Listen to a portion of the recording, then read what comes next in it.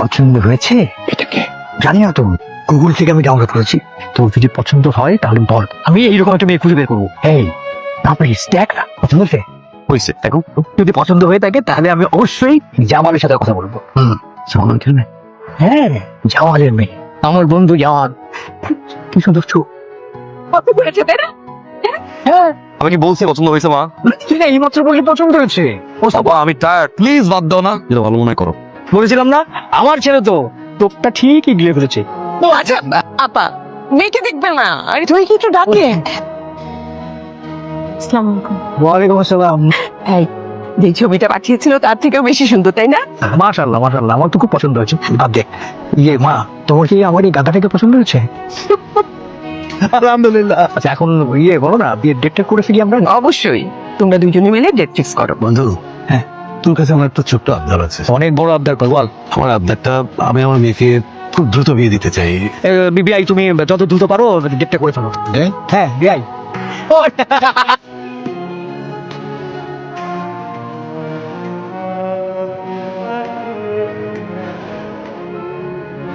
আসসালামু আলাইকুম। এত রাতে বারান্দায়, মন খারাপ?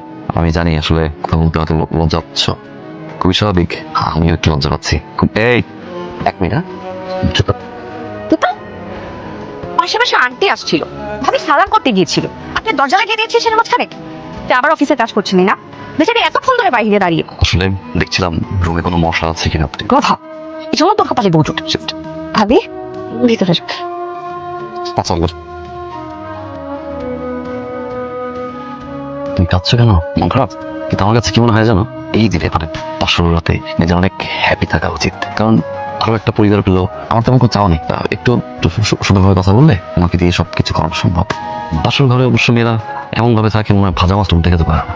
আমার ফ্রেন্ডের বউ না, দেখছি এরপরে ভয় কাজ করতে হয়। আমার অতীত সম্পর্কে জানবেন না? আমার মনে হয় কি অতীত নিয়ে কথা না বলাটাই বেটার। আমাকে আপনার পছন্দ হয়েছে? হ্যাঁ, আমাকে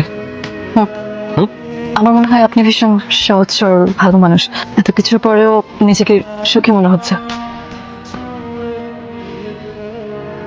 2500 30% ফ্রুট, 30% আমার, আর বাকি 40% যেহেতু তোর ভাইয়ার মানি ব্যাগ, বাকি 40% থাক। এটা ঠিক না ভাবো। আচ্ছা ঠিক আছে, তোর জন্য সরি।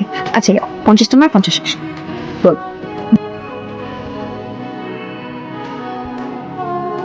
কংগ্রেচুলেশনস, আপনার ওয়াইফ প্রেগন্যান্ট। বেবির বয়স 17 সপ্তাহ, অলরেডি হার্টবিট চলে আসছে।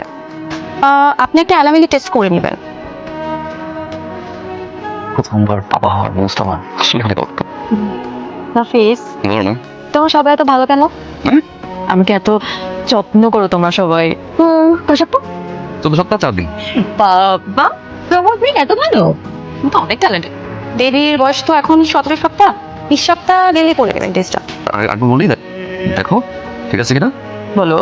102 দিন, 14 সপ্তাহ 4 দিন। ভাইয়া পরে কথা বলবো আবার। কি মা? তোর বড় মামা আর বলিস না, সেটি কি রাত করেছে।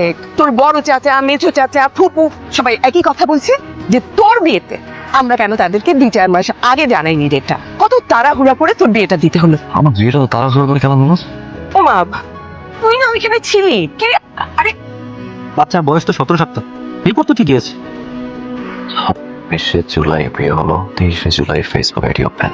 বিয়ের 3 দিন আগে ফেসবুক আইডি খুলছে। প্লিজ ঘুমাও নাই? হ্যাঁ, ওই ঘুম ভেঙে গেছে। চলো না ছাদে যাই। একটা কথা বলে, তুমি কি কখনো আমাকে ছেড়ে থাকতে পারবো? আজ মহিলা যদি কখনো অনেক বড় ঝড় আসে, তুমি আমাকে ছেড়ে যাবে নাকি? হঠাৎ এই প্রশ্ন।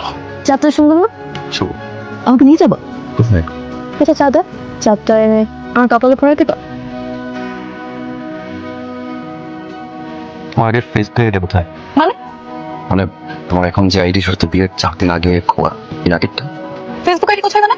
আমি তোমাকে কোথায় বলতেছি চাঁদের কথা, তুমি চলে গেছো ফেসবুক আইডিতে। কি সমস্যা তোমার? আমি বুঝলাম না। সরি, কি কি যেন হয়েছে আমার। ওকে যে শোনো না, আমার কেমন জানি লাগছে আমার।